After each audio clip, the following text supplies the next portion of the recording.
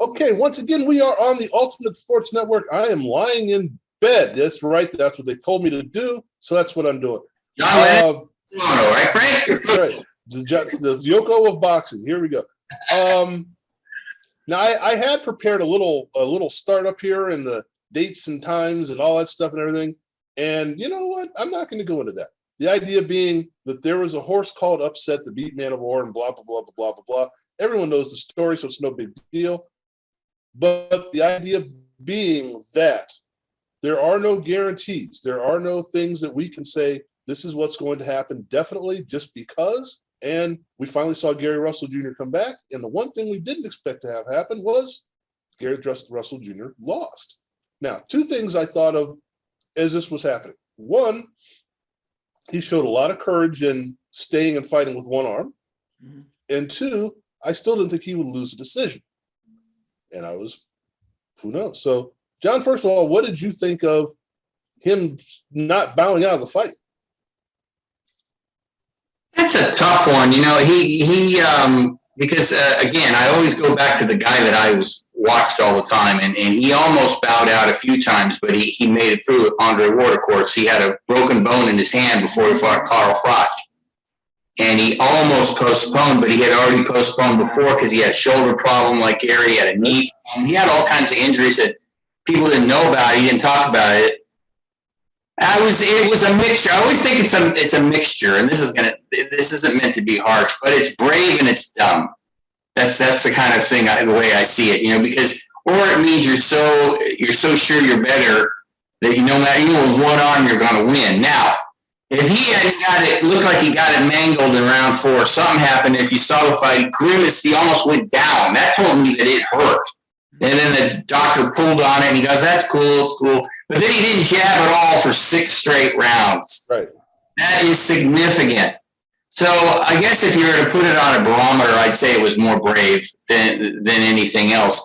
But, and you know, he always said the inactivity didn't hurt him, but even if the shoulder wasn't bothering him, I think he would have had problems with this kid. I think we did set it up last week with the intangibles. He's 33. He hasn't fought in 2 years. Sometimes you don't know. He has an off night, and the Filipino kid is coming in on a roll. He has never lost. He has no idea what it feels like. He rises up. Gary drops a little bit. So if Gary was 100%, I think he probably would have won, but it would have been closer than any of us would have expected. I think that would have happened. But the decision was fair as far as I was concerned. He thought he won 10 rounds.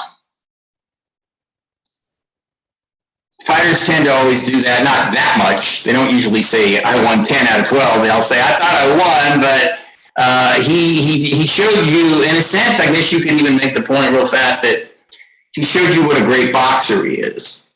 Because he was obviously injured, but he still managed to box and box. But, you know, I got the sense, too, that even with the injury that he's on that back 9 now, I think. You know, that inactivity and that stuff hurts. Now, if he fights this guy in a rematch, he'll win. I'll say that right now. He will win. He will be so motivated, so pissed, so tired of naysayers that he'll come in 1,000% because he was, well, okay, is, whatever, a great fighter. He was incredible to me. He wasn't the same guy that night, and not just because of the injury. And for other reasons, you know, his father being ill. There was a lot of things going on in that camp that we probably don't know the half of. So if he wants the rematch, will Magsayo give him the rematch? He better. I think he will. I hope he will. But, yeah, there was a lot of stuff going on. But I was surprised. I was. So what really surprised me, and I'm done here, before his shoulder got messed up, it was very close. That's what I was like, Because I thought that Gary would pick him apart like he does with everybody. There hasn't even been anybody who's even given him a fight since Lomachenko. So I thought but he wasn't really himself even before that. So maybe he was a little in the back of his mind, you know, if I jab too much, I'm going to hurt my shoulder. And then he did. So, like I said, a lot going on up here, and he had to try to get back physically, and he couldn't do it. Well, Charles, you sent me something in the beginning of the fight, or midway of the fight, that, is this the new Pacquiao? I don't think you asked it that way, but basically that's what you were saying. Is it partially because Magsayo, and I'm going to butcher his name until I have to get it right, he actually was the one, and I don't know, I mean, was he more responsible than we're giving credit for? Wow. Excuse me. I think I sent that to you in jest. I was like, I figured so, but yeah, it wasn't like I was like, oh my God, the new Pacquiao. Anyway, no, it wasn't like that. I sent it to you because I started thinking about watching this fight and how Magsayo was doing what he was doing to Russell.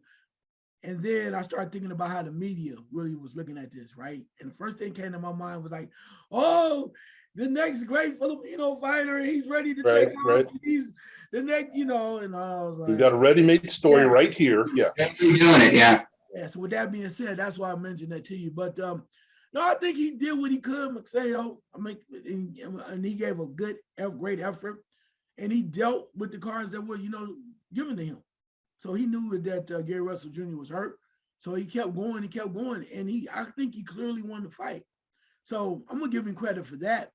But I really had to look at that injury, man, because the one thing I did notice is, and I thought it was gonna be a little different, there were times when Magsayo came in and later in the fight, he was trying to move forward and he tapped Gary Russell Jr., kept moving him back a little bit. But then I was like, well, if he's everything we say he or they think he is, he should get close to finishing, right? He should hurt him because he's a one-armed fighter. And I'm not saying which shows to me that Gary Russell Jr. is mentally strong, a great boxer with one arm fighting, and was able to move and still make jabs, and also able to make points. So my point with that being said, I think it was a combination of the two. I mean, this is nothing to take away from Magsayo, but also I think at the same time, you got to give Gary Russell Jr. a lot of credit for being able to move the way he was, because most guys in that situation, especially when your shoulder's hurt, there's nothing you can do about that. They would have quit, or they would have found a way to get out of there. And I thought Magsayo later in the fight, I don't think he wasn't trying, but he wasn't as dominant as I thought as he could have been. And maybe that's to Gary Russell Jr.'s credit, where he's moving and just the one way and pop, still hitting him with the one hand. So I think it was a combination, but I think it was more Gary Russell Jr.'s injury than it was Magsayo, who's a tough guy. I mean, give it to him, but Gary Russell Jr. is a trooper, man. And as John said, maybe it wasn't the smartest thing for him to continue on with the fight. But on the other hand, you just got to say to yourself, like he said, that's the other thing I appreciate. Get off this real quick. My last point. Gary Russell Jr. said, look, they said, well, you could have postponed it and waited and bought your titles. Dude was like, I ain't doing that. Y'all think this is about me and these damn titles. I'm a fighter. I'm going to come in. I'm going to fight. And if he beats me, whatever, I'm not going to make a decision about my shoulder. I fought and I fought. And the other, I fought because I needed to. And I'll say this, that you could tell, and maybe I'm reading too much into it, he had no help in that corner, bro. No help. If you listen to what was going on, well, it was clearly in that corner, there was a lot of inexperience. And maybe I look at the fight, other fights, but you can tell nobody was able to tell him anything in that corner. I know the man was wiping his face. I know he's probably in there.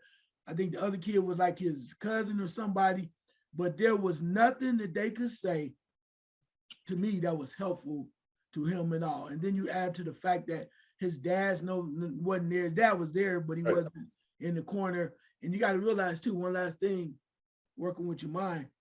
Right. You don't know that Gary Russell Jr.'s father suffered an amputation, bro, because of diabetes. Like, you ain't messed around by that. And your dad was supposed to be in the hospital still, but he demanded that he go to the fight. That's a lot. Not saying that's a reason, an excuse, but the average person, that's a lot to process. Yeah, oh yeah. Well, John, that's what I was going to mention. I'm glad he did. The fact that it's not the same situation he's been in. And, there's several times we can go back to, obviously, Tyson against Douglas. helpless and go, who are these people in the corner, and why aren't the people that's supposed to know what's going on talking about what should be going on? So when you're looking at that, should someone have been able to make a decision and go, dude, you're done, and not leave it up to the fighter? And is this more of a, I don't know, more of a state of the commission that should say, all right, doctor takes a look at it and goes, you're fighting with one arm, fight's over, come back and fight another day. Doctor checked him out, and he said he was okay, checked his hand and everything, and he believed him. And it probably was hurt a little when he was doing what he was doing, but it hurt more if he tried to throw it. It's motion. That's where it really hurt. Sure, he was okay. And that was what I alluded to too, and Charles took it and made it even better, was that his corner, his father wasn't there mentally, even though he's as strong as he was, because a lot of guys would have collapsed with all that. He would have said, I'm done, I'm out of here. He didn't have his dad. He probably was worried about his dad sitting out there. There's probably a part of his mind was saying, my dad could have a stroke any minute. Diabetes is no fun. That might have been going on. And then that was the same thing I picked up on Charles. I was like, his corner's not even saying anything to him. And was that because they didn't think that they could say anything that would help? Or maybe they felt like he wouldn't listen?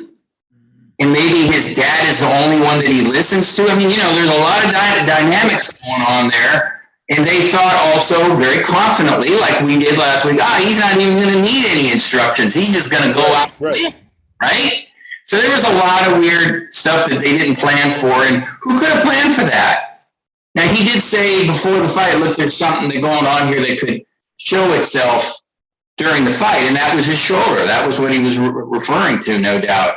But, it's just kind of a bummer to hold a title and be the longest reigning champion and lose it like that. That kind of sucks to me. And we love that title. I mean, he's a fighter and all that, and that's true, and I believe him. But he worked very hard to get that title, and have to have that happen.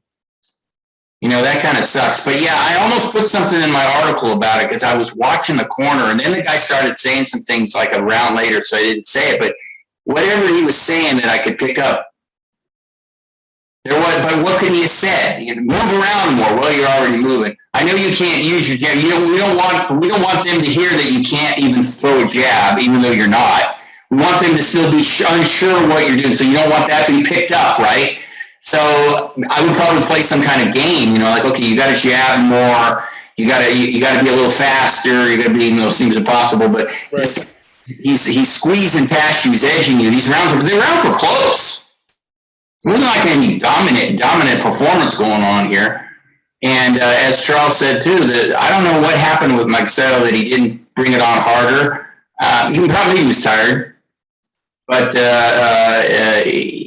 it was just one of those. The Tyson thing's a great example, Frank. But you've seen corners before where fathers slap their kids, and Danny Garcia's father, and I think I slugged him if my father said, you don't slap me in the middle of a fight. Come on, I don't know what you do. Adrian Broder's dad wouldn't say anything, probably because he figured he won't listen. So it's that thing with real fast. The last one is Gabriel Flores from Stockton here, and his dad, Gabe Sr. If you saw his fight where he got beat up really badly, and he wanted to stop it, the dad, and Gabriel said, no, I want the 10th round. And no, don't. And his son talked him out of it. And the kid, having massive guts, like most fighters, almost did pretty well in the 10th round, but he was really getting rocked. Yeah, right. Yeah. You don't want to hurt a kid permanently where he never comes back. And I thought they should have stopped it too. I agree with that. But the corner can be incredibly important, and we probably don't give it enough credit. Actually, I know we don't give it enough credit. We don't give the trainers enough credit. My last point is how important a trainer can be, and I always do this because it's always on the tip of, and I just saw him a couple of weeks ago, was the way Virgil Hunter talked Andre Ward out of that first fight when Kovalev knocked him down. He had to ramp him back up, and if you saw that, that was the coolest thing you ever saw. It was a speech right out of Rocky. The great champions, you got knocked down. It's okay. And he did it. Everything he said he would do, he did. And then he come back and go, see. I mean, it was a brilliant brilliant corner work, and I think that's when you really know your fighter. Back to Gary Russell, what was going on? This guy didn't really. He knew him, but he didn't know him how to do this. It was beyond him. I think the dad probably would have been able to say some things that would have helped him. Well, Charles, it comes to mind. It's not the same scenario. I get it. But it comes to mind when Lennox Lewis was fighting Oliver McCall. And Oliver McCall just broke down in the middle of the ring, and you like, he's not fighting. Go get him. In the middle of a fight, how do you get your fighter, or do you even understand that the guy that's fighting you isn't fighting you or fighting the way you can? Because from the bits and pieces that I saw, like you said, I'm not sure they realized he was a one-armed fighter for like 3 or 4 rounds. Is that accurate? Yeah, I mean, I think so, but but you still got to build. He's coming back, or whatever. And when the referee came back, and the one thing that I saw was he was touching his shoulder, pushing his, or the doctor, whatever, punching his shoulder. And then what he did is he hit his glove like this to see if he could punch. And then he took it. The one thing you do when you punch the glove, he pushed his shoulder back. And Gary Russell did not flinch. He didn't go, ow. He just said, I'm good. Even though his shoulder was probably killing him when he did that. On fire, yeah. Yeah, but it's just, maybe they didn't know, but I mean, in the Gary Russell Jr. corner, you could tell both of those gentlemen, and that's what I would keep it at. There's no way in hell they could tell them they not to fight. They were not in that capacity. They were there to support, keep his face right, wear the mask. That's an interesting mask they had too. I guess that's like the Inswell mask or something. But but they just were not in position. No one could even tell him, I'm not fighting. Because I think if they could, they probably would have said, hey man, you hurt. But the last thing you was gonna hear Gary Russell Jr. go, we stopping this fight because you can't continue. Man, you better sit down somewhere. You know how much time I put in effort. He said, you're fired, right? Go away. No way. You're not in the gym with me, and you're gonna tell me to sit down. And that's why I don't think that he had a problem with it. And again, with Mike Sales, it just seems like, I don't know. I just thought he would come in with a more killer instinct later on. And maybe he tried, maybe John said, as he said, he was alluded to, he was tired. But when you see there's blood in the water, you can smell it, right? You would think that you would want to finish off strong and finish one of the greatest fighters that we've known during this time in Gary Russell Jr., if you can. That's why the comment I made to you, or sent that little comment about being the next Pacquiao, was a little bit over the top, because I'm like, if that was a Manny Pacquiao, he'd have went for it. He'd been over, right. Yeah, he'd went, at least went for it. But then we just see what it is. But I mean, you know, it was a tough night, and Mike Sale was like, he was so surprised and happy, rightfully so. I mean, you do what you do in the moment, and you can't control the circumstances. You get in the ring, and your job is to try to finish the guy and win, and that's what he did. But Gary Russell Jr. he didn't really have a defeatist attitude. He was just like, man, this is some bullshit, you know, BS type of attitude. Like, right, I'm ready for the next one. You want to fight me again? I think he was more mad at himself and the circumstances than he was about saying that he blamed anybody or whatever. And what fighter isn't going to say, I think I won so many rounds? I mean, that's just common sense. They're gonna do that no matter what. I'm not hurt. I'm good. Yeah. Now, here's the thing. Is it McSale's responsibility?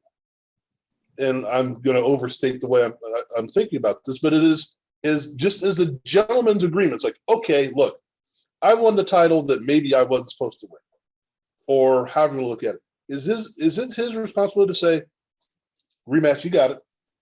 Or is it like, I'm going to take these belts and run? You know, I can do what I want. Was there a rematch clause involved? And screw you, I'm done. John? I know I can see that Charles got something to say about it already. So he should rematch him right away, because there's obviously he's been reading for the last week about the injury, and he knew about it, and he doesn't like that. In a sense, there could be an asterisk next to his name for winning the title. He doesn't like that. But then again, he might want to hold on to it a little longer, because that might have been it too, Charles, is that all the respect he had for Gary Russell, he was a little hesitant, even a one-armed Gary Russell, jump in there pummeled him. Even later, you know, he was a little like, man, this guy, I know how good this guy is. So there might have been that, and he maybe in the back of his mind, he's like, okay, well, if I beat him because he had one arm, but Gary Russell's kicking my butt. I don't want any part of this. yeah, and I know that he's going to be real motivated and really ready to go the next time. So, but I most of the time in boxing when this happens, like Franco and Maloney, our favorite series, when something weird happens, even though it was delayed for other reasons, not because they wanted that, they would have gotten the ring as soon as possible. They set it up that way to fight again. And that was the other one, but sometimes it takes a while. But I think Gary Russell Jr. will demand it, and he's still the A side in a sense to me. But Magsayo is going to have more say on where it goes, and it's not going to go in the Philippines. I mean, Manny Pacquiao owns a piece. I think he manages Magsayo, so he's got a lot of power in his corner too. Yeah, so, right. But I got to say this real fast, Frank, is that that's what a lot of people were saying afterwards. This, even though Charles was saying it in jest, this is the new Pacquiao. And I'm like, well, these people must not remember what the old Pacquiao was. Pacquiao was, right. You know, he was a dynamo, and he was blasting people out and everything. Magsayo's good, but he's no great fighter. He's good. He's got some ability. Works with Freddie Roach. He's a nice kid. I like all that. He's a good kid. You can tell, but he's not Pacquiao. Come on, man. You know, we always want to say the second coming of rarely happens. But I hope that he does the gentleman's thing, Frank. I hope that, I don't know if there was a rematch clause in the contract. Probably not, because they figured they would beat him easy, and like we all thought. So it's going to be up to Magsayo to say if there's no rematch. And I haven't read anywhere there is. You say, okay, look, I won. I brought all the pride to the Filipino people, blah, blah, blah. But he's the ex-champion. He deserves another fight because of his legacy and because there's some talk of him having an injury, like a politician. Some rumors of him having a bad shoulder or something. So I'll do the right thing here and let's do it again. Charles, you seem to think that was an interesting thought. So why don't you kind of expound on that? Well, I do, because I when I was listening to everything and paying attention to the comments afterwards from both fighters, they asked him, "Will you give him a rematch?" And he's like, I'm gonna let my people decide. And I was like, okay. He was like, whatever my people want to do, that's what I'm gonna do. Basically, he thanked everybody, and thank you, Manny Pacquiao, everybody, whoever. But I'm gonna let my people decide that. I was like, okay. That says a lot. Yeah, it does. And then Gary Russell Jr. was like, hell yeah, I want a rematch. He said, but he ain't gonna give me no rematch. Yeah. That'd be wrong. He said, hell no, he ain't gonna give me no rematch, because he know when I'm right, I'm coming for him. So I don't really know. I don't know if he gonna give me a rematch, because if I make sales people, okay, he said I've been, I'm like Pacquiao. I was in the streets at age 8. I mean, in the Philippines, and I've been trying to do this all my life. When I finally got it, then if I'm his people, and I know this is not popular, and I know the gentleman's agreement and all that, but I'm going, we got these 2 belts, bro. We need to maybe kind of make sure we keep these belts. Maybe we go a different route, and we go get somebody else that we may think we can kind of get, maybe a little easier than Gary Russell Jr., right? And then we'll say, well, if we win this one, then we'll come, and because I'm sure there's some other people, maybe champions, that are a lot less, lot less, lot less people that would cause more of a problem, right? Right. So with that being said, then it's like, okay, well, let's go over here. This guy's a champion. We still maybe get another belt, or he's like the #1 contender to do it like that too, because in this days and times, it's all about, self-preservation and keeping what's yours. And then if you keep the title just a little bit longer, what does that mean to your endorsements? That gives you more time to make a little bit more cash on the side. And then you make another bigger fight, because if he fights Gary Russell Jr. right away, how much more interest, how big a fight is it? You know what I'm saying? What I'm saying? It's the right thing to do, but how big a fight is it? When you fight somebody else, you beat them, then Gary Russell Jr. like, yeah, I've been wanting my shot. You let it build up and don't come back right away, then I think it's a little different. Plus, too, I think that if he does not get the rematch because of what happened, because of the age, because of the layoff, and we can talk about that later whenever you want to, is this kind of forces Gary Russell Jr.'s hand to now go, all right, enough of the BS. I done played around, I'm getting older. It's time to show y'all how great I am. So now that's why he mentioned two names, and you can talk about that. He mentioned two names that he said he wanted to fight, Gary Russell Jr., that is. So with that being said, so I think now him losing is like put a lot of things in perspective with his dad. It's like, we got to go for this money now. Because I'm tired of y'all talking about I'm scared, I don't want to fight once a year. And even to the mention where he said he fight maybe 3 times a year. I was like, get the hell out of here. I was like, I want to see that. But I'm just saying, that's what he said. I mean, he mentioned like, I'm ready. So this loss, to me, shakes things up as far as that's concerned with him. Well, it does kind of stoke the fire a little bit. It's like, okay, especially if I don't get automatic here, I got to go get this title back or somehow get another title back or something. So now I've got to go back on the trail to go figure out and show people who I am. Mm-hmm. I look at it this way, and then we're talking about Pacquiao, we're talking about camps and whatnot. This is did you do the right thing and did you capitalize on it at the same time? The Jeff Horn win over Manny Pacquiao. It was like, did you do what you should have done? Yeah, I know. Well, go ahead, John. The eye roll. Why the eye roll? Well, because he didn't win that fight, in my opinion. Well, sure. I know. That's all. That's the eye roll is about. Okay. Horn, he's as tough as nails. I'd love to have him as a teacher. I mean, he's a tough dude, and he's a smart guy and all that. He didn't win that fight. If that fight had been anywhere but Australia, he didn't win that fight. That's all. I didn't bring my homework in. You what? Never mind. I'll go do it now. Yeah. Well, but the idea of saying, okay, you did the right thing. You could have easily fought 2 or 3 or 4 more fights as the champion before you brought Pacquiao back around. Yeah, I mean, I get that. He could have, but then he didn't do that. What, he fought Terrence Crawford next? I think he had one other fight, and then he fought Terrence Crawford, knowing that it. Yeah. And I'm sorry, Charles. That's what Maxeo could do. You made me think of that, Charles. Yeah. Maxeo could go back to the Philippines and defend his title. Right. Make a boatload of money, but then if he's a good gentleman, tell Gary Russell, look, I'm going to defend my title once you heal up.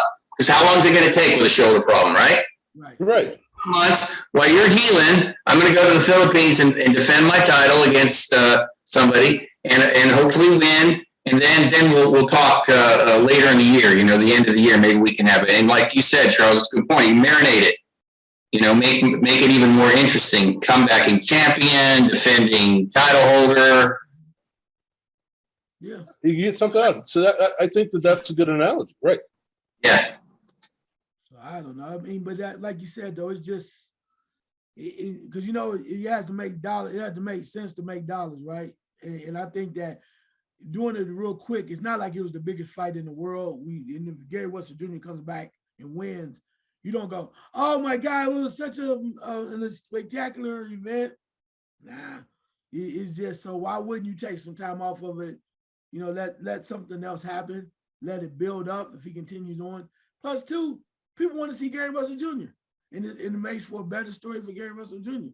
So if he gets to fight later on to fight somebody else that we've been waiting for him to fight, I mean the attention just blows up. People are like, all eyes are on him because was he damaged goods now, as you mentioned? Is he older?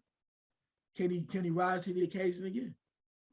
Well, Gary Antoine Russell is fighting, I believe, in a couple of weeks. Or at least it's being put together. So you kind of say, now let's kind of piggyback that. I should be healthy in X number of months or whatever. Boom, boom, boom. Get the 2 or 3 or 8 Russell brothers or whoever, how many there are now. Get them out there and say, let's make it Gary Russell month or year or something like that. And I think, and this is just me, but I think that, it's just like Charles said. It's once he's healthy, it's like, okay, now I'm motivated to do. Because at this point, I don't think he's been motivated to fight often. And so he hasn't. And he's got other things going on. And just as you mentioned, now he has those things will be in his corner will be resolved one way or another, right or wrong, good or bad. So we come back to the next time and go, now I know what's got to happen. We're ready. We're prepared to fight now, as opposed to being reactionary. So we'll see. All right, up on the horizon, what do we have that we're really going? This is a possibility. This is something where anything can happen, and this is the thing that we always think. It's a foregone conclusion, or at least the average fan is, that it's a foregone conclusion. This is what's going to happen in a fight. What can happen now that we don't know about? Who's fighting next? You go, this should be a slam dunk, but it might not be. Keith Thurman.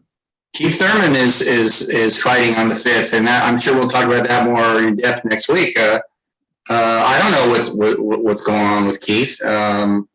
He's not fighting a great fighter, but he's fighting a very determined fighter. And as we saw last week, if you're not 100%, or if you're not 100% here, whatever, you can lose.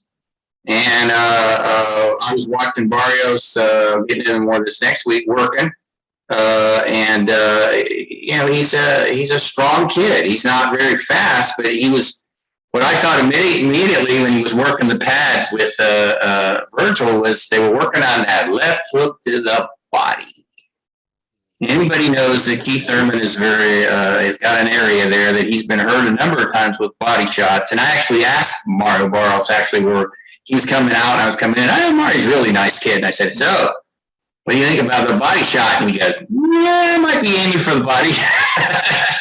So, that fight could be a surprise. Because remember, he gave Gervonta Davis a much harder fight than a lot of people thought. And the scoring was weird. I don't know why it was so wide. I thought it was very close. And Floyd Mayweather, remember, went to the corner and said, hey, these guys got you losing. And I got the impression that Floyd thought, I don't know if he thought he was losing, but he thought it was really close. Of course, Tank went out there and did his thing. But Barrios is a tough kid, too, from Texas, and a very determined kid. So that one, we just don't know. It's like I always try to qualify in case we're wrong, is there's always these intangibles of boxing, and sometimes you don't know. We got that one. And then Chocolatito is going to fight in March. He was going to fight Estrada. This one just popped in my head right now. And that's not happening because Estrada's got COVID, and he's going to fight flyweight champion. Yeah. Oh, Charleston. Oh, yeah. It's not going to. The flyweight champion is moving up to fight him, a Mexican tough guy. And that's going to be a war, Charles. They'll be thrown in the locker room. Who's the guy? Who's the flyweight? What's his name? Martinez, let me look it up, but it just happened yesterday. But March 26th, yeah, he's stepping in for Estrada, and that one is going to be, that one could, you don't know any more about Chocolatito either because of his age and all that stuff. So, yeah, that's another one I'm thinking of. There's more. Boxing is the great unknown, and sometimes things happen. You just, you don't know they're going to happen, and they do. And Charles, this is where the handicapper in me, which obviously knows I'm not good at that, but this is where you start looking at things and you say, now, if we had known what we know now, then, or we know what we know then, now, or however you want to put it, there are things where you look at and you say, wait a second, we should have seen this coming because of X, Y, and Z. And that's the point I was trying to make. You look at the intangibles, for example, and you go, okay, Thurman is this, there's a layoff there, blah, blah, blah. That's where we start to piece these things together. So looking at a fight like that or something else where you say, we should have seen this coming. Anything that pops into your head? See, I think that's hard to say, though, because it's still that element of surprise. You never know what's going on. Because there's no way you could tell me that you thought that, that Gary Russell Jr. had any chance of losing at all. Right. Seriously, let's be 100% about that. When you come out there, unless he got caught, which Maceo had the ability to throw hands, but we didn't even really see the true power that we saw Maceo early on, right? We saw a couple of times where he hit him and moved him back, but it wasn't anything that made you go, oh my God, he's in trouble. Because if it would have happened, it was going to happen later in the rounds. So, I mean, it's kind of hard because there's always that extra intangible. You mentioned about the other fights too, that we don't know what's going to happen. I think one of the things, this fight coming up that people are going to really, they already talked about it, and a lot of people have said it. I will tell you about my opinion on it later on. is the Ugas Spence fight. A lot of people believe Ugas is worthwhile. He's talented, which he is, and he's gonna give Spence trouble.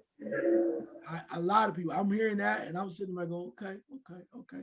And I think the unknown for me is whether or not Spence, after all these what he's been through with, with the detached retina, same thing with Sugar Ray Leonard had, and then also with this the wreck that he had, how much will he be in shape? How much can he take? How much can he deal with? So, but I think some people, I think Ugas is tough, but I think you're underestimating what Spence brings, man. When he's on, yeah, I think he's one of the best. But it's going to be interesting because with all of those questions, and as much as we see Ugas, and people said they thought he beat Sean Porter, right? A lot of people saying that too. And then, it earns to be in Pacquiao. Now people are like, okay, now you'd be surprised. So I think that really is a perfect example of the unknown because we don't know. There's a lot of intangibles in it, but I think it makes for a great fight. Yeah, John, what did you discover? That's true. And Ugas, the thing with him is he can't surprise anybody anymore.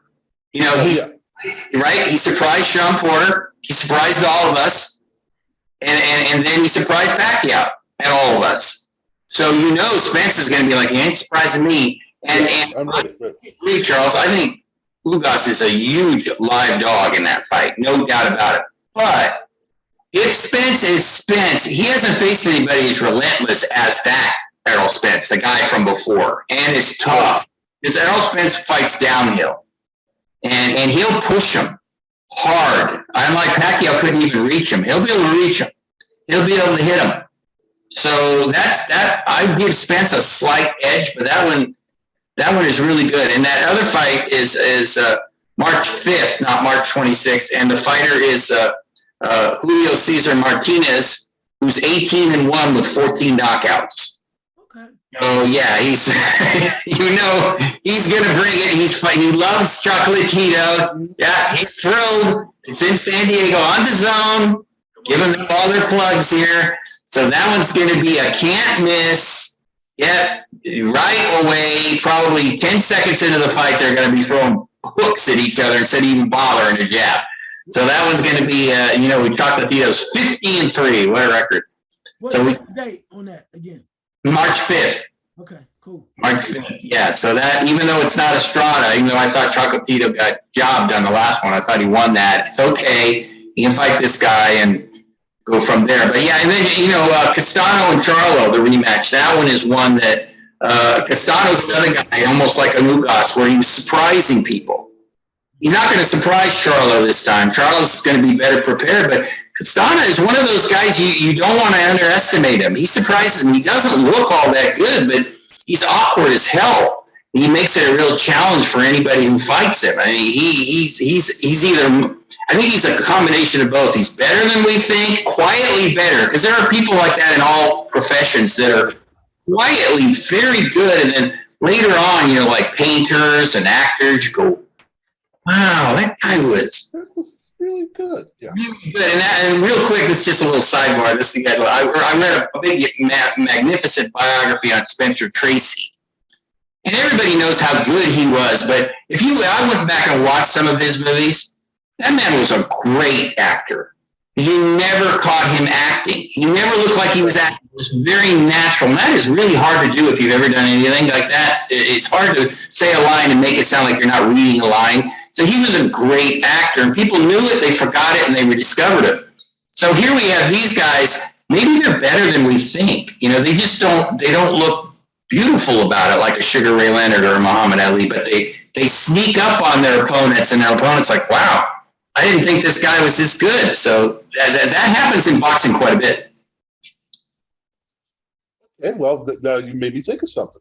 Because I was thinking on the lines of the guys that have to be on, and when they're on, they were incredible. But when they weren't on, maybe not. And that thought always went to me to Roberto Duran. When Roberto Duran was Roberto Duran, he was as close to untouchable as you could get. But when he didn't have that fire, he was just some guy out there. At least that's what it always seemed to me. So But you made me think of another way of looking at it.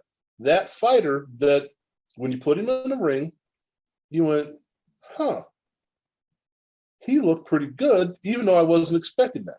And I always go to Glenn Johnson and go, he's in a fight again. Or Winky Wright, he's in a fight again. No matter what you come up with, he's going to be in a fight.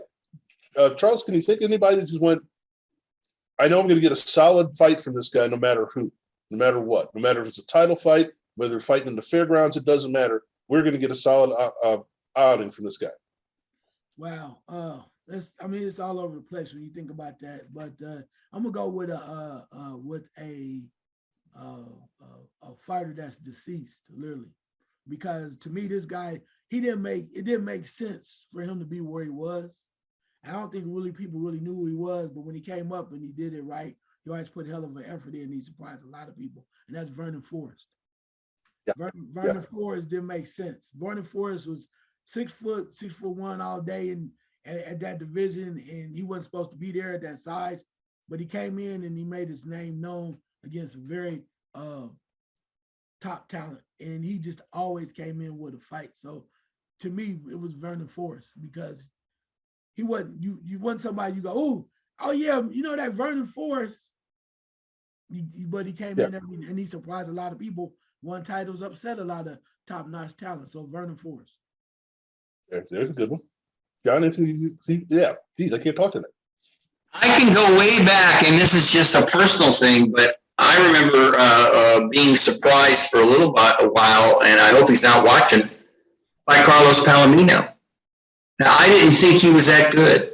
I did. I thought he was good. I thought he was tough, but I didn't think he would win the title like he did. I didn't think he'd be the champion for almost 3 years. I don't think he'd go to fight Wilfred Benitez in Puerto Rico and be blinded by the sun the whole fight. His corner was in the sun. It's another story. But I didn't see that in him at first, and then he just grew into this guy. And every one of his fights, even when he lost to Roberto Duran, he was there. He was a gamer too. That was the thing about Carlos. And then he comes back at 47 years old and knocks out one of the top 10 guys, and then loses to the top ranked fighter. And if he beat him, they were talking about him fighting Oscar De La Hoya, believe it or not. Yeah. So, and he would have given everything. Carlos is one of those people that when you meet him, he's very unassuming and everything. And he was like that as a fighter. I think you would underestimate him because he's very modest. He never says anything about himself that you go, wow, he's really full of himself. Not a bit. He's just very down to earth, honest guy. He's not impressed that he's a former welterweight champion. He's not impressed that he's in the Boxing Hall of Fame. None of that stuff impresses him. But when he got in the ring, as Armando Ruiz told me, man, he was a tough hombre. As was Armando. They were both tough. That's why their fights were. And Armando is another one, actually, now that I've mentioned his name, who always, no matter, even if he had a bad night, he would always give it 150%. So that's not quite what we were saying, but he was always there no matter what. But Carlos was the one who kept, it was one of those guys like we've seen, and it's such an interesting thing real fast, is sometimes when a guy wins a title, going back, Carlos went to London to fight John Stracey. He was an underdog. Nobody thought he would come back. He was actually a fill-in. He won the title, and it upped his game immediately.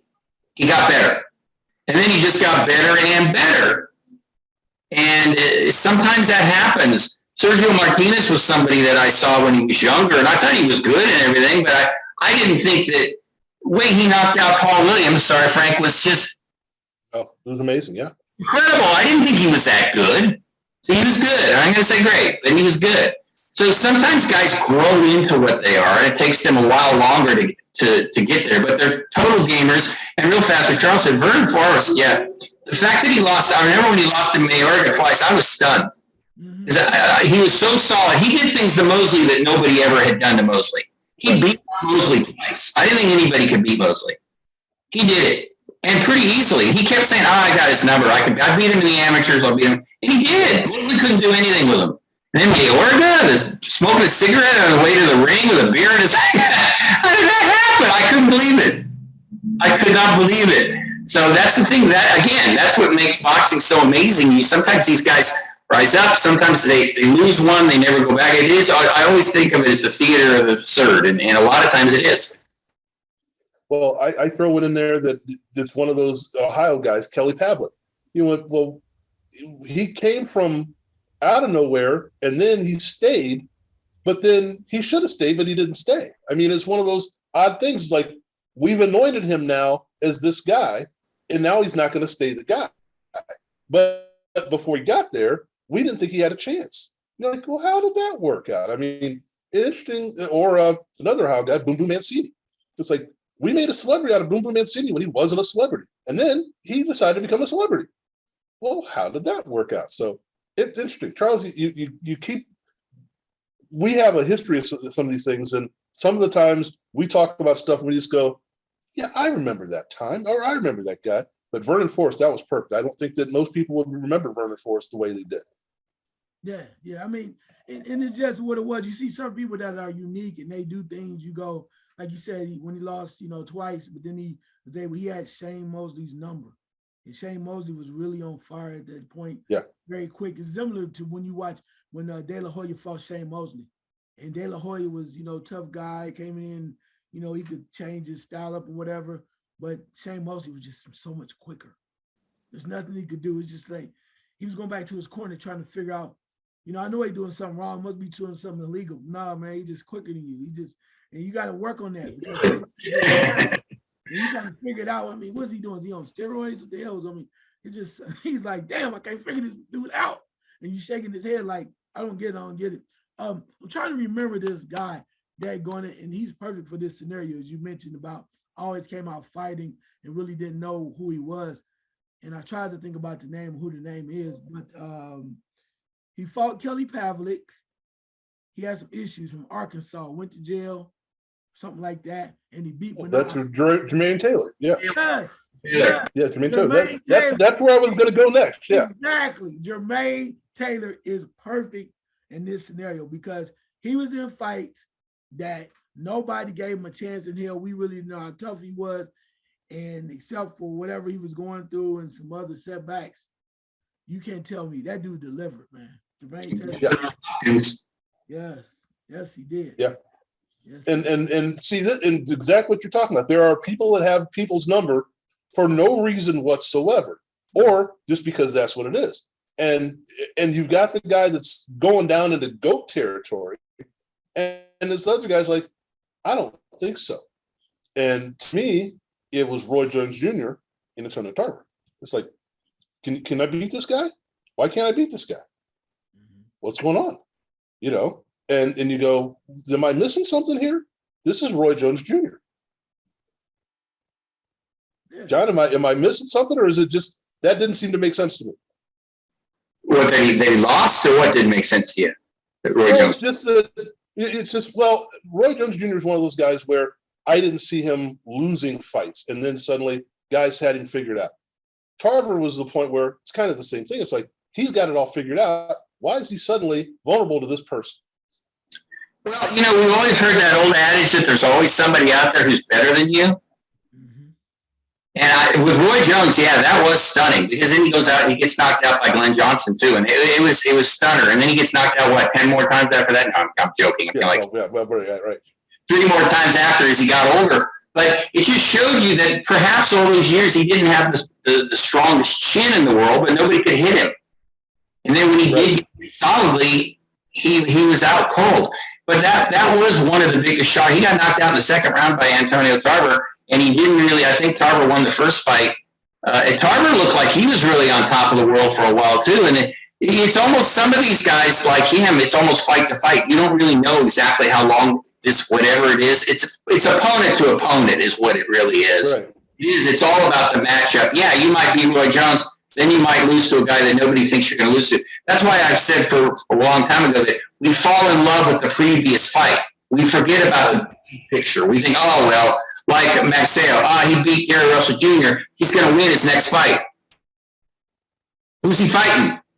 We fall in love. We just that means it doesn't. You got to look at the big picture. Sometimes it's hard. But that's a great point. Anytime you think somebody's a really great fighter. Now, this guy wasn't great, and he just popped into my mind, but he was dominant for a while, and then it all went down. Was one of my favorite fighters of all time, Matthew Saab Muhammad. right? And the minute he was in all those barn burners, and you were thinking, how long can he keep doing this? Where he's on the brink, and then he, Yaki Lopez. Oh my God, these fights. Yeah. Johnson twice, I mean, they're just incredible fights. And then when he fought that guy that we have to dedicate a show to, I think. You know who I'm talking about. Dwight Muhammad Quayi gets no credit from anybody. Anybody, right?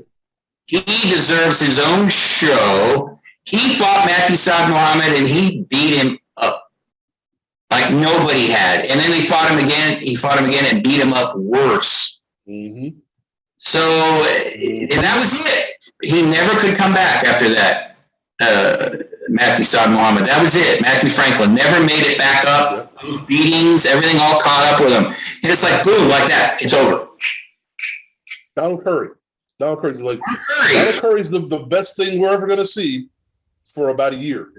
And then. Yeah. They were talking on ESPN about him. He was the second coming of Sugar Ray Leonard. They were saying he's that good. And he was dominating. Until he fought that little stocky guy from London, that Lloyd guy. And that was it. He's never the same after that either. You just don't know. Maybe it's an accumulation of fights that we don't think are having an effect on these guys. And it's, of course, who they're fighting. I think it's also all timing, too. Like, it's a perfect segue, Frank, going back to last weekend. You catch a guy on a bad night or a guy with a bad shoulder or whatever. You take advantage of it, you win. You get a guy on 100% night, you're not going to win. But if you're fortunate enough to, even though you don't like to admit this to yourself, that, well, it wasn't really himself that night, but I took advantage and I won, and that's what you got to do in boxing.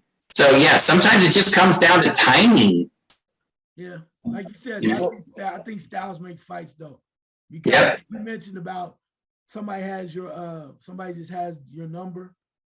One of the famous ones, and I hate to admit this, but it's what it was. And Frank, you're not gonna like this at all. We always talk about Hagler and Hearns, but I mean, when you really look at history, you pay attention and you look at this guy, Sugar Ray Leonard had Thomas Hearns' number because everything made sense for Sugar Ray Leonard to get knocked out. He was so close in both fights to just being knocked out, but it's like Thomas Hearns is the stamina. Are you tired?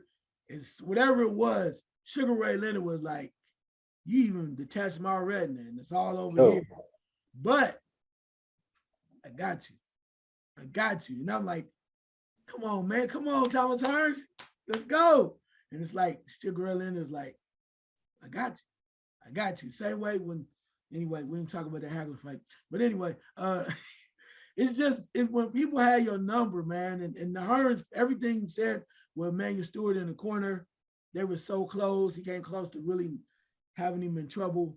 It just made sense what Thomas Hearns should have beat Sugar Ray Leonard. But in the end, Sugar Ray held on. Says a lot. There's something about being in the field of battle when you know you've got his number. That makes it even more important. The attention you're talking about. Well, yeah. So, okay. Well, we've brought up some interesting stuff. We got fights coming up that'll be more fun than the speculation of what just happened, because there's so many things we can unpack on this later. But let's just call it that we understand what we don't understand sometimes, and that's the beauty of boxing. That's what we have fun with. So, gentlemen, thanks again. It has been a blast again. We will hit it again next week, and we've got more stuff. We've got fights coming up that we didn't know were going to be made that are going to be made by next week, and that we can get into that as it happens. So thanks again, and enjoy yourselves.